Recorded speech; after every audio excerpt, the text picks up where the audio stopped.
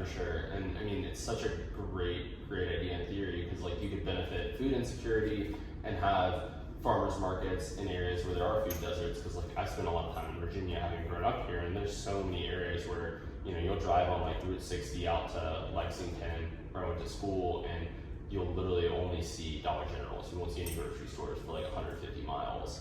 And so some towns, that's all they have. And so having a farmer's market that offer these programs would allow them to actually have access to like fresh fruits and vegetables. It could be so beneficial. Yeah, I mean, it's surprising too, especially with Richmond, because we're south of the river in Manchester, and technically we're in a food desert right now. Yeah. So, you know, we're not obviously as, you know, having disparities like people who are out, you know, way farther out from the stores. But, you know, I think food security is an issue that's a lot closer to home than we realize a lot of times.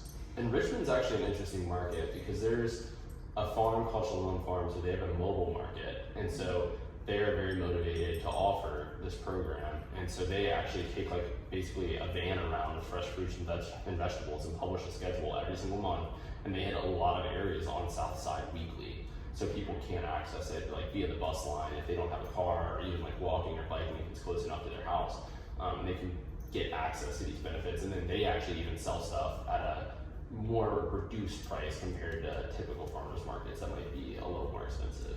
Yeah, I feel like out of any city, you know, I think Richmond is one of the best cities to start addressing this and to be a model for other cities to pick it up. I mean, think about what they've done, because we've been here our whole lives, right? Think about how much they've expanded the GRTC bus lines. Oh yeah. You know, so now you can get way further out, even all the way up to the West End now with the lines. And they've done so much expansion and kind of their own initiatives here. It seems like they would be really amenable to kind of picking this up. You know, and pushing it. So it seems like you have the friendliness from the politicians that you would need in order to make some of the changes to these rules. Yeah, you know, I know they're really focused on making sure that residents have access to water that doesn't crumble during a snowstorm. But hopefully they have some bandwidth to be able to take on this issue too, because getting fresh fruits and vegetables to our patients and the people of Richmond is such an important topic and should be a priority.